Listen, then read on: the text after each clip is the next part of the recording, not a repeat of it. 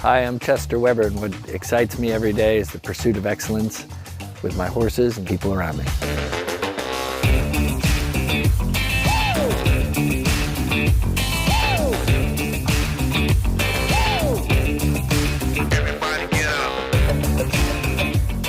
Hello and welcome to the first episode of At Home with Chester Weber himself. In this episode, we're going to take an up-close look at Chester as a competitor as well as a family man. Join us as we embark on a very exciting ride.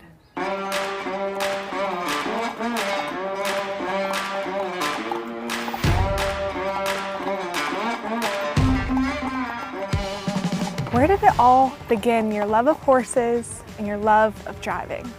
So horses began here at home. I grew up in a horse family. My mom was really passionate about horses as long as I can remember. I was born in Ocala, Florida, sort of the horse capital of the world, if you may. Grew up on a large horse farm with mainly thoroughbred racehorses. So this is where it began. Why driving? How did it first start? Exhibitions? Well, that's really easy. If you look at me, you know, I grew up in a farm that was around racehorses, and those people weigh, I don't know, 110 pounds, which would be 40 something kilos soaking wet. I'm 6'2", there's no chance. So I think at like 11, 12 years old, I knew the dream of being a jockey, which actually was a dream of mine, would pass. I started looking at other things. My father was sort of a bigger guy like myself in stature. Somebody got him a Clydesdale horse. We started riding it or trying to ride it, but it would buck you off all the time. So then instead of trying to find a more suitable Clydesdale horse they're frankly the gentle giants of horses, we said, oh, well, we'll drive it. So we got a carriage and some harness, learned to drive, and then my dad and I drove around the farm a bit. But he seemed often quite distracted with, that fence needs to be fixed and making notes about this or that. And at one stage I was like, why don't you look around the farm and take your notes of what needs to be done, and I'll be your chauffeur. And so we drove a bit together in the beginning, and then I showed sort of up to six and 8 horse hitches of Clydesdales through sort of my teenage years. As you were first driving with your father around your family farm and at home, was there ever a time where you spoke with your parents or your parents spoke with you about pursuing driving more competitively? I come from a competitive family. Everything we do is competitive. My dad at 76 was Ironman World Champion in Kona, Hawaii. My mom has 40 horses at the racetrack racing all the time. Chloe's riding jumping horses.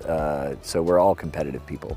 So the idea of doing something with horses without any sport involved just seems very untypical of my family. And you speak a lot about being a leader to your horses. You're not just leading one team and not just an outdoor team, but you also have an indoor team. Can you describe how you're leading multiple horses and teams at one time? Yeah, so we work with a program of about, I think right now, about 14 horses. Usually around 5 Lipizzaner horses for the indoor sport. They're teeny little guys. They're a lot smaller, sort of nimble horses, very powerful for their size and stature, and steerable. And then we work with the additional 10 or so horses here, brown sort of outdoor horses. They're the fundamental of our outdoor program. Not to say that you'd never see an indoor horse in the outdoor team. That's possible. But it's sort of unlikely you'd see an outdoor horse in the little teeny indoor team. And as one of your strongest stages is dressage, would you say that's your favorite stage, or do you like a little endurance? Or when your dressage team is working perfectly, it's something like poetry in motion. It's such a connection with the horses, and they're all light.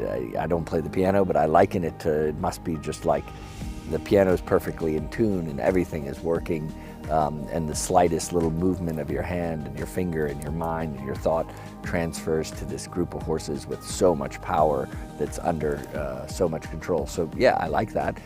But it's also a little bit different in our sport. If you have a really good dressage score, there comes to a place where you're trying to protect that score on Saturday. It's all about the right balance, and none of it's worth anything unless you're good on Sunday. And Sunday, surely it's an accuracy test, but it's also a mind test. And I feel like over the years, that's something that I've been able to develop. I've spent a lot of time trying to work with sports psychologists. And I feel like in horse sport, there's sort of two different people. There are people who are very simple people who are connected to the horse, who are just like, oh, I'm going horseback riding today and I'm going to jump some jumps and I'll do my thing. And then there are the people who are like, no, I need to understand every aspect of it to be able to be good at it. I'm the latter. I need to, dissect each part of the sport and why it is that way, and the setup and the bidding and everything. I want it all perfect. And as this precision to detail has been incredibly valuable to you, was that always there in your sport, or was it something that you had to develop and learn?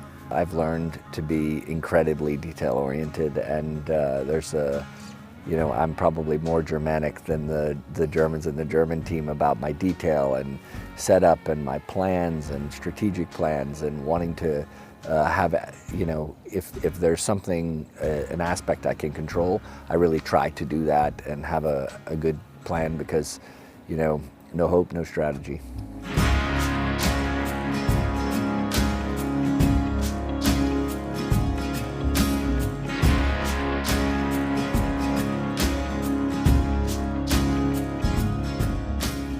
One thing I've noticed over the years is we all concentrate a lot on the amount of feed they feed and the grain that they eat, but in fact the majority of their diet is hay. So we focus a lot on that, and one thing that I do is twice a month we weigh horses. They walk on this little square box here. We get a weight on this reading. We come up with sort of ideal weights for horses where they were perhaps at the best place in their career, and then try to hold them to that. And then the whole team in the barn understands every other week, hey, this one needs to gain a little weight, this one needs to lose a little weight. And so I try to put a program together that makes a lot of sense and is tailored to each horse, so that they're all at their peak condition.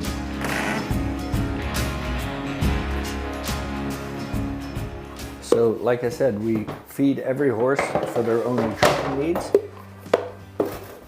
Start with beet pulp shreds. I always choose the one without sugar added, because what I've learned from raising a 5-year-old and an 8-year-old is sugar doesn't help with concentration. So the basic ration of the horses starts with beet pulp and a flaxseed mixture. So you take this out of the fridge, it'll be cold. We'll add the piping hot flaxseed, which gets kind of a little bit gelatin-like, which is a great fat source for them, helps them stay dappled and nice. This feeding program goes back to my roots, where I trained draft horses as a kid, so Clydesdales, and this is about how we fed them. So when we go to Europe, we actually take this pellet with us. That's all they get, a small amount of the balancer pellet, and then if they get barley, all the scoops are cut and measured with lines on them to the exact thing, and that's based on the weight of what we're using. You can see that the quality of the grain in the barley is really high, and I find often in the horse feed industry, when they're making mixed feeds, I'm not sure that they're using the absolute best ingredients, but it's important to get the proper nutrition to make sure you have the best ingredients available. Horses that I'm trying to put more mass or bulk on, I typically feed them more barley, and ones that I'm trying to give a little bit more energy, I give them oats, where they seem to get a little bit more starch. And then there's hay chaff. This is basically just a product that is high fat, but also slows them down eating a little bit. I like them to have a big ration in front of them, not that they can finish their feed in 2 seconds with 4 big bites. That's what we've done. It's a little old-fashioned, but I'm really pleased with how the horses look. The other interesting piece of it that we've done with the feeding program is we also, it's very unusual for me to actually clip horses in the outdoor team. And what we found out is that horses are very susceptible to the light changes. If we can mimic in their stables summer light, so that we have lights that go on at sort of 5 o'clock in the evening in the winter and go off at 9 o'clock at night, and then they go on at sort of 5:30 in the morning, and they'll go off at 9 o'clock in the morning, trying to mimic summer light. And we figure if we keep them blanketed, have a great nutrition program, and keep the lights on them, we never have to quit them. And one of your biggest successes was at the 2018 World Equestrian Games in Tryon. There was a hurricane happening at the same point, but you still managed to secure team gold and individual silver. What was that competition for you? Yeah, you know, I think the whole U.S. driving program was really around. We'd been through the 2010 World Equestrian Games in Kentucky.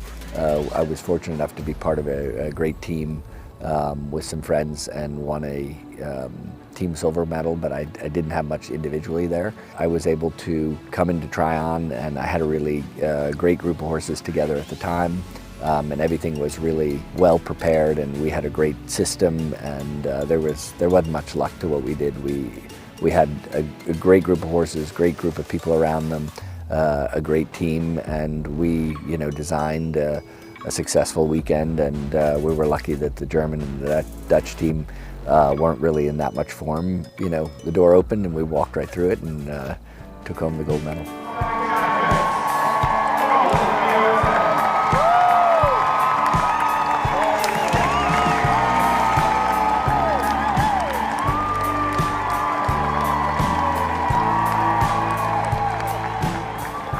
How important is it to you that you have a strong connection and this ability for the horses to trust you as well? I think in driving in general, because you know you don't have the seat, back, or legs, there has to be a connection, I think, in everything you do with a horse. I have horses in my program that I've just found a way to give them their time, and whether that's Amadeus, who's currently in my team, I think he's 18 this year. I remember kind of teasing when he was 9 or 10 and very fractious and full of energy all the time. I remember sort of saying, oh, you know, just if we just are normal with him and do good fundamental work till he's 16, we might enjoy the years after he's 16 really well. So I think we all have a timeline of where we want things to happen, but in general, if you just wait and listen to the horse and what they're trying to tell you, they usually make it pretty clear.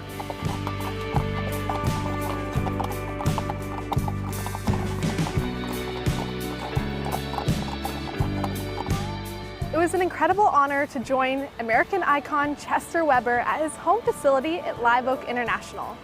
When we entered the stable, there was a very warm, calm, and positive feeling created by his team.